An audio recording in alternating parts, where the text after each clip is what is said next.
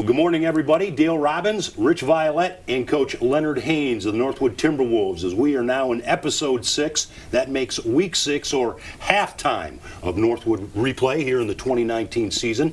We are finding ourselves very quickly in a season that, as always, seems to pass very, very fast for those of us who love the game of football. And, Coach, these mornings, these Thursday mornings at MCTV certainly bring to the truth and bring to the forefront the game that you guys claim so dearly at Northwood University. And this is a tough one to get into, but the quicker we get through this part, the quicker we get to where we're going.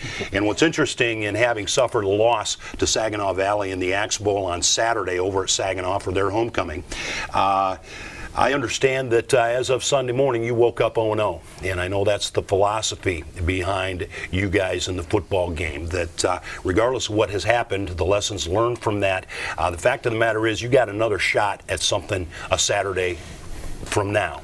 So let's take a look at a game that literally for the first quarter and a half going into halfway through that second quarter was a blow-for-blow contest as we expected. A huge play, and we're going to see a phenomenal highlight here in just a second of Saturday's game. But you guys started that game just like you'd love to start the game. We got the stat sheet after the first possession and the first score.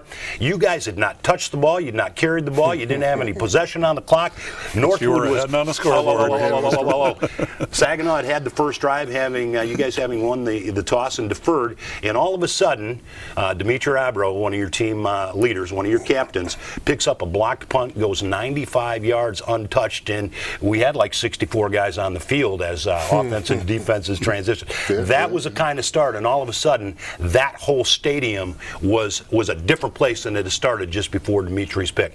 Describe to me a little bit, I guess maybe my point is momentum. You hear it a lot in sports at all levels, that the momentum of the game is something that teams will thrive on and or need to react to shift momentum. There was truly a momentum shift in Saturday. Did you see and feel that amongst your ranks in a game that for the first quarter and a half was just exactly, I think, as we expected and talked about a week ago? What's your thought on that? Well, it's always going to be ebb and flows in football, sure, in any sports contest. And so the way the game started with Dimitri, I'll kind of touch on that because that was a moment where all of us was oblivious except for Dimitri. And but kudos to him for picking that ball up, going back to score. You know, that's kind of the Axe Bowl in a way. And so I thought, man, that's good. It's going to be good. It feels good. And like you said, Saginaw did a great job, masterful job at getting the ball down the field, using a running game, and holding on to the ball. I think, like you said, we only had, 2 possessions or 1 possession in the first right. But yeah, the flow of the game is such in these Axe Bowls, you got to just grab that momentum when you can get it. And for us, being on the road playing against Saginaw Valley at their homecoming with the Axe Bowl, and the shift kind of changed, in my opinion, a little bit when they picked the ball off. And kind of, well, I don't know how long it was to return. It's about a 95-yard return, I think, officially. So we had to recover from that a little bit. You know, our guys had to shake that off. Right. And, again, we had guys on the sideline say, hey, get your heads up, be positive, stay positive. And our guys do for the most part. But that was a big shift in the game, from my viewpoint. Coach, it's a tough loss. It's always a tough loss to your rival. It's tough. I know sometimes when we coached and we had a tough game like this, we didn't even watch the film. What are the positives that you can take from this game going into next week? I think we did some good things offensively, special teams wise. Defensively, we had to work some things out in which our guys started to do. And so I think what I always take from it is our guys always fight to the end. They never seem to give up. And that the morale of the team is always good. And so, yeah, we're not where we want to be with our record. But at the end of the day, these kids are going to give their all because they care. And that's what I was going to ask you. How was the response this week in practice? Kids doing okay mentally? Yeah, the morale's been good, and the energy's been great. These last couple of days of practice, and that's what you love to see, because these kids got to love to do it. You still got to love to play the game, right? And regardless of the outcome, you still have to love to play the game. And if you don't love to play the game, you might as well not even show up. And but these kids care enough. They come in, they study. They practice hard. They have enthusiasm. And I'm sure it's a few guys here and there. It's, emotions go up and down. Sure. But for the most part, as a whole, our team is together. Well, with the exception of their outstanding running back, Nate McCrary, he finishes the day with 157 yards. And you believe you solved that more in the second half. In the first half, Rich and I were looking at stats calling the game, and he was averaging almost 10 yards a touch every time that he put his hands on the football. So he ends up with 157. Conklin, he certainly is one of the leaders in the GLIAC with his passing percentages, completion rates. He's 12 of 17 for 168 yards only, if I may say. Galliard, their leading receiver, you guys hold him to just 2 catches and 16 yards. They did have some effect. He distributes well, and he had 4 receivers involved in it. Really, you took care, with the exception of McCreary really taking over the running game on your defense until adjustments were made. I don't think the score indicates, the final score of that with their 55-point really doesn't indicate the type of game that you had on all sides of the ball. You've already mentioned special teams and how instrumental they were. I thought your defense adjusted well, and I know you're riddled with some injuries and some key spots there. And your offense, Garbarino goes out in the third quarter, and the young redshirt freshman Nate Gomez, that's what Gomez I was comes in, and he has two running. He finishes that drive for a score. Then he finishes in the fourth quarter a drive of his own. So talking about some highlights and what he pulled out of that game, I still think Dimitri Abro, he has a dozen tackles again. He's leading the GLIAC, and he's third in the country in that realm. You guys have, we said it all season long thus far, you guys have such a good core of talent in this on your club. You don't have to look for guys to come in and fill spots, because you guys got guys doing that. It's just really putting that thing together, isn't it? Yeah, exactly. I think you have to. It has to come together, and our guys are coming together. And so it's a work in progress. Right. Obviously, Absolutely. We're 6th game of the year, but we got to start clicking on all cylinders here soon. And it's coming together. We have a young club, young bunch of guys, but they're hungry. They want to be better. They want to be successful, and they want, and I want success for them. You bet. Sure. Well, cooking on some cylinders and everything firing. We've got highlights regardless of what you might think.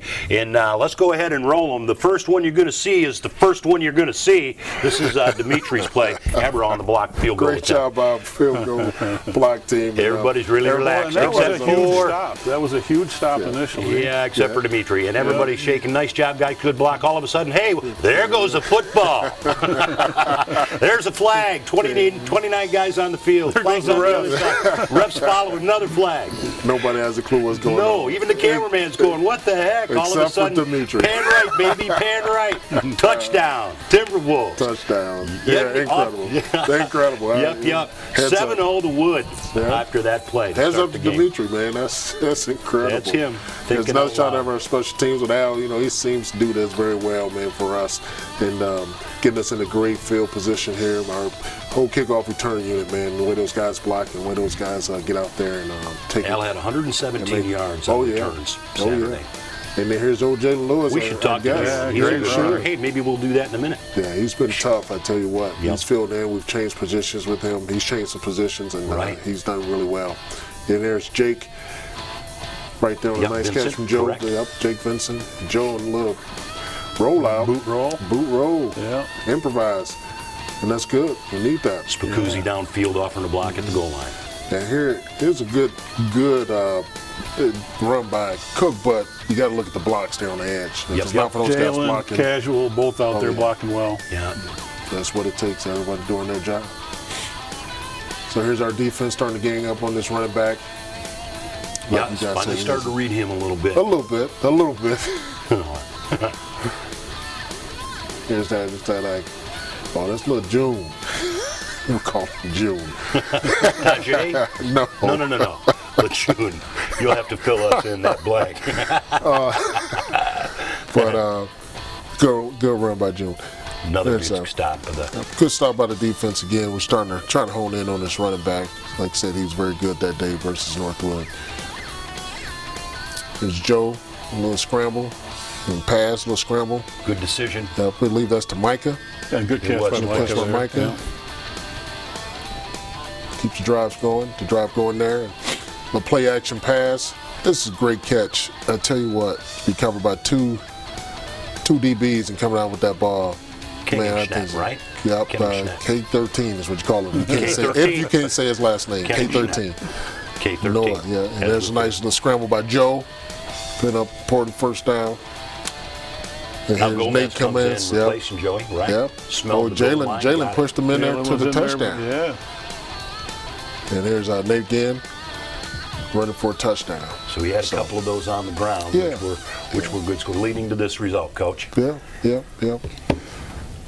Well, there's Gotta our continue graphic. to Let's get take a better. look around the GLIAC. As we say every Saturday, anything can happen once these boys put themselves on the field. After our score, you see Davenport versus Ferris. Ferris 35-7 over Davenport. Great game with Ashland Grand Valley. Ashland wins on a Hail Mary pass to beat Old Grand Valley. And Wayne State over Northern Michigan, 27-14. Conference standings, as you guys see at the top of the heap there is Ferris 3-0. Right there below those guys at 2-0 is Wayne State, Grand Valley, Saginaw Valley. Ashland at 2-1, Davenport 1-1, Michigan Tech, Northwood, and Northern Michigan round out that bottom. Overall standings, you got Ferris at the top, 5-0 at 4-1 Grand Valley, Saginaw, Ashland 3-2, Wayne State, Davenport 3-1. Michigan Tech 2-2, Northern Michigan 1-4, Northwood 1-5. Ferris sits atop 5-0. They are ranked number 2 in the country and have been most of the year. With the loss to Ashland, Grand Valley drops from number 9 and 10 in respective polls to number 19 in the country, having lost to Ashland and an unranked. So, again, we continue in the last couple minutes we have in this segment, Coach. We continue to talk about the competition, and you've got a huge game coming up. Talk about a rivalry game. There's rich history coming up on Saturday that we're hosting in Midland with Hillsdale coming in. We'll talk more about that. But I want to just quickly talk about competition each week and you guys' attitude and how's things in camp after 0-5 is where none of these guys want to be. It's where none of your staff wants to be. Right. But in your minds and on the field and your practice, you guys are not going at things like you're 0-5. No, this again, you wouldn't know that we were Nope. 0-5 football team. I would Come out to our agree. No, practice, for see how sure. these guys bounce back, the way these guys work. Whether it's in a weight room or otherwise, these guys work hard. And that practice, again, like I said to Rich, is the morale's been great. Right. They run around at practice, they hold each other accountable still, and they take the coaching. And so they want success. And so again, you have to love it. You have to have a passion for it to want to do it. Otherwise, why even do it? So I take my hat off to these young men for doing that. Sure. Yeah. I'm impressed with Nate Gomez coming in, Yeah. backup quarterback, getting some time, making some good decisions. Your feeling on Nate? Yeah, Nate's going to be. We believe he's going to be a pretty good quarterback for us, and getting him a little bit of time, here and there, some of these games is really going to help his development. For sure. Yeah. Well, Coach, appreciate you going back in time. We don't have to do that again, but we do get to talk about where we're going in just a couple of days on the campus of Northwood University. But in the meantime, give Coach a breather, and this is where it gets exciting for me anyway, and not that you're not. Don't mistake me, but we get to take the helmet off and the shoulder pads and set them down beside the locker back on campus, and we're going to bring you inside the offensive huddle and put you right into the mind of a running back for the Northwood Timberwolves in 2019. Jalen Lewis is our next guest. Stay where you're at, and we'll be right back for that exciting opportunity.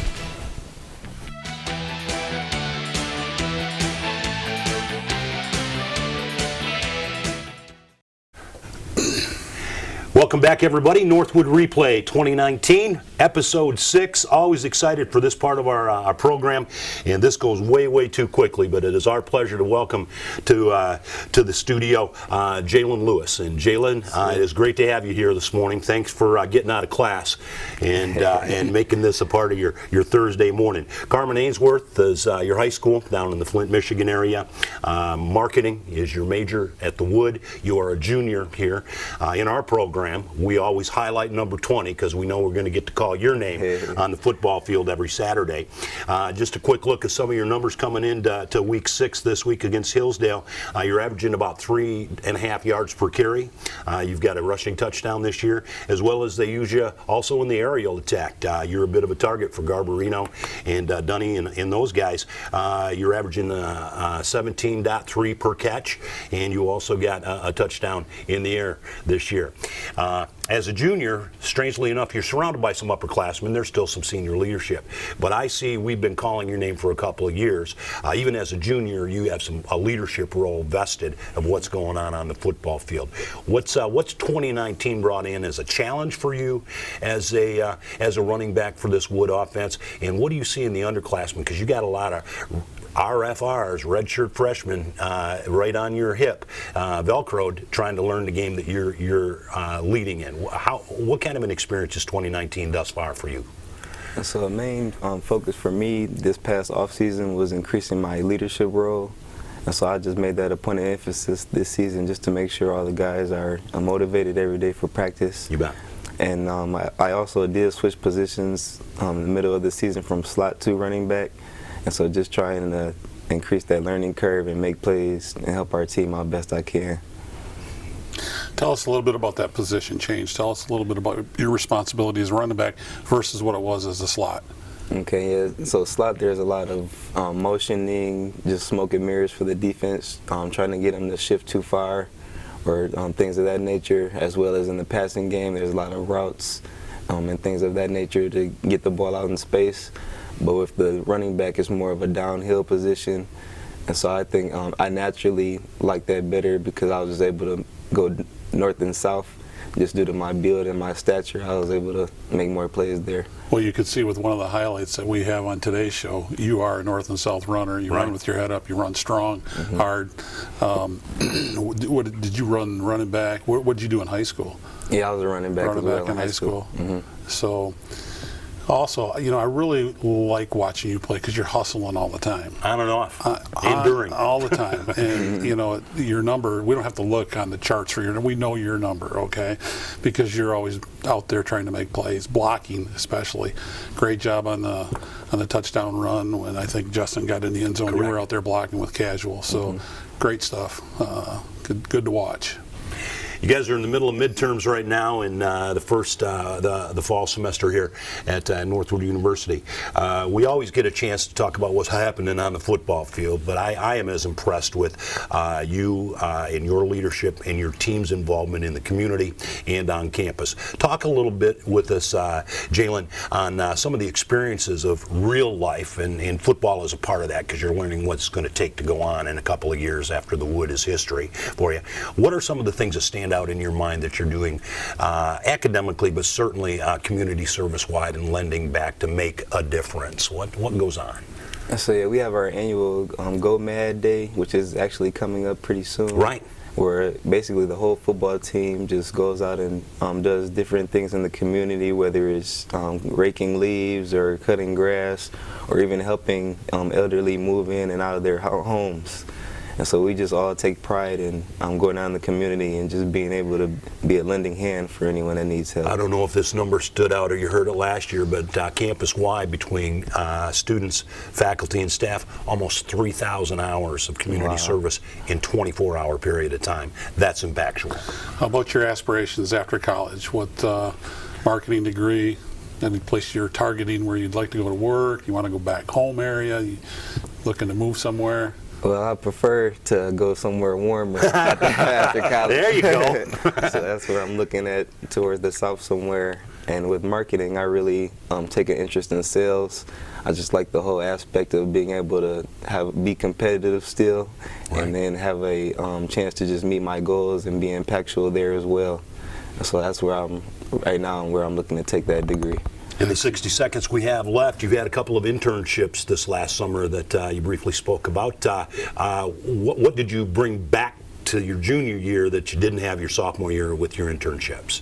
So yeah, basically just some hands-on customer service experience. That just allowed me to increase my communication skills, as well as just some aspects around the business point of things, such as inventory and things of that nature that just helped me get a better grasp on what I want to do.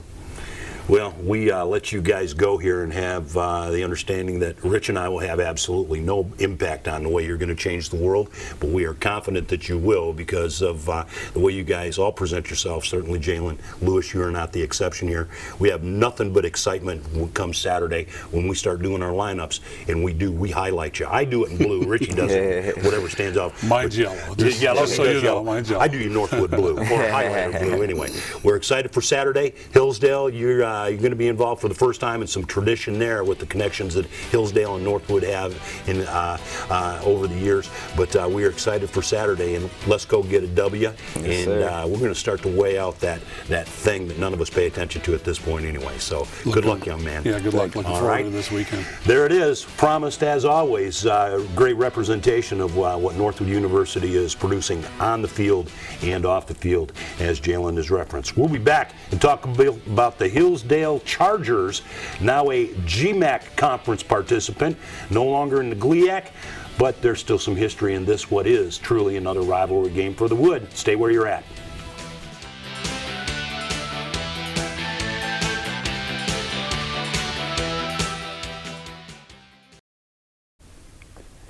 Welcome back, everybody. Glad you're still with us. It's Northwood Replay 2019, Episode 6 here in the studios of MCTV.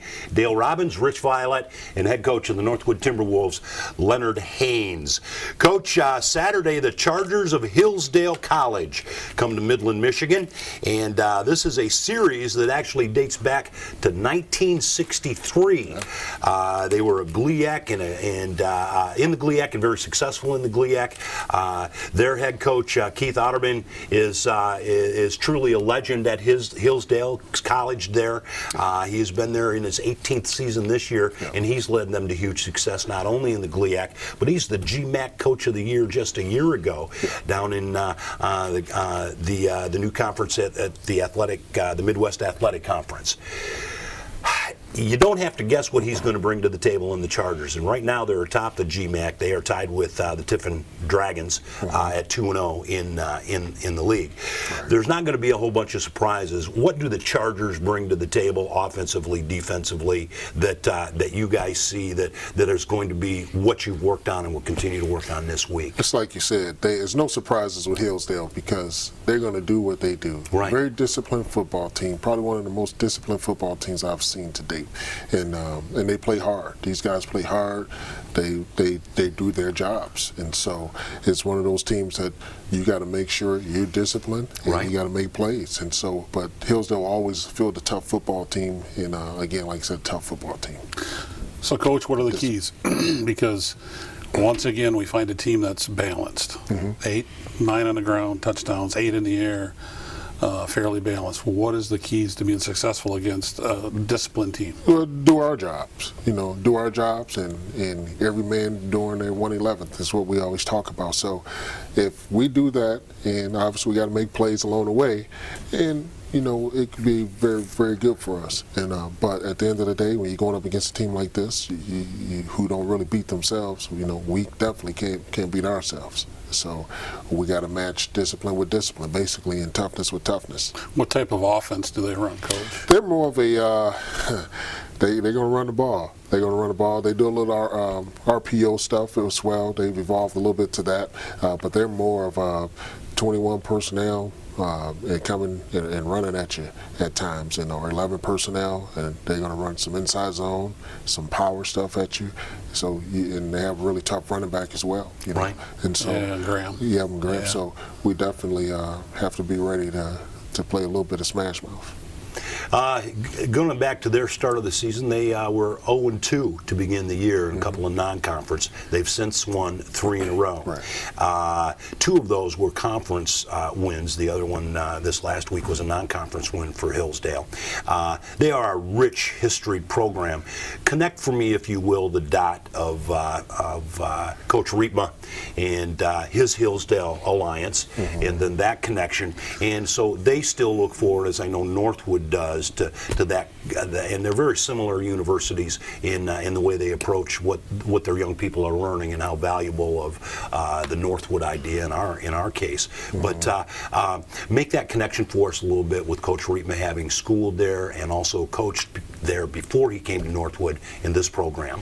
Yeah, Coach Rima, as you said, he played at Hillsdale, was very successful at Hillsdale, wound up being a coach there. Then, decided to come to Northwood. They hired him in Northwood, and so it kind of began that that North Rima's era at Northwood. And so he brought a lot of what he's learned from Hillsdale to Northwood at the time. And then, kind of midstream, we had to change what we were doing. Sure. Because we couldn't be like Hillsdale. Right. And kind of went to the triple option offensively and did some different things to help us become pretty successful. But he had a great mentor in his head coach over at Hillsdale. And so, but a lot of people don't know, you kind of mentioned it, and even with my history at Northwood, right. Hillsdale and Northwood has really kind of been somewhat of a under the radar rivalry, two private colleges, and so it's kind of been that way for years, but it's kind of an unspoken rivalry in a way.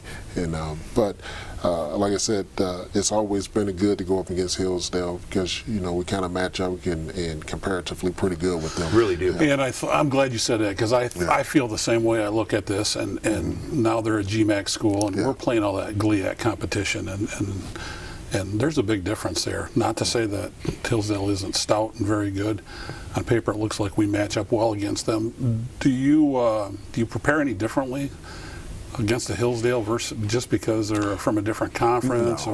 No, because they're a very good football team. No, you don't prepare any differently at all. I know you throw the stats out the window because you can't really look at the stats in this situation. No, not at all. And no, you can't. We don't prepare differently because they're from a different conference. It really doesn't matter. It's another football team that's coming in to play, and they're a pretty good football team. And again, we got to go out there with the mindset of, hey, we're preparing for another game, and again, we got to take care of what we do and be concerned about us, and we have to prepare in a way to win. We have to prepare ourselves each and every day, and I always talk about the process with our team. And so really that's what it comes down to, how you prepare as a football team and how you embrace the process. Well, we are preparing to be us against Hillsdale on Saturday. Let's take a quick look at this week's schedule and games around the GLIAC, Coach. Yeah, Northwood, Hillsdale here in Northwood. That's homecoming. I mean, not homecoming, but Hall of Fame. Yes, it is. Hall of Fame weekend. Northwood. And Michigan Tech versus Northern, big-time rivalry up north there. Wayne State versus Ferris, Ashland at Davenport, and Grand Valley versus Saginaw Valley. Our game this Saturday, Rich and I will get on the radio and on the web. That'll be about 20 minutes to the top of the hour, 1 o'clock. Kick is scheduled for 1 o'clock at Haynes Stadium. And later, after the football game, as you mentioned, it's Hall of Fame. You always look good. You dress for that, don't you? And you get a table right up front. That's what they tell us, Coach. Right? Yeah. Well, we can do nothing but continue to support your program, and it has nothing to do with, if I may, nothing to do with what the record finishes out at, but at the end of a week. But I'll tell you what, like you said, you can't stay down. If it's discouraging, yes, but if you stay there, it wins. Right. If you don't stay there and you get up and you take on next Saturday, that's a difference maker for what you're doing. Coach, I know you're right there. Yeah, you're close. Yeah. And I'm looking forward to this Saturday. Yeah, for sure. Me too. Yeah, I am as well. Yeah. Look at there. There's 3 guys looking forward to Saturday. What's your excuse? You got none. Get excited for Saturday. Matter of fact, it's going to be a decent day. Come out to the campus of Northwood University. Our Hall of Fame events taking place. We'll pay some attention to those inductees at halftime. And here we go. Episode 6 is in the hopper. So, as we always do, for my partner, Rich Violette, for head coach Leonard Haynes, my name's Dale Robbins, and I ask you this every week, and I mean it. Go away and get out of here, but get out of here and go mad. Go make a difference, everybody. Have a great weekend. We'll talk to you in a week.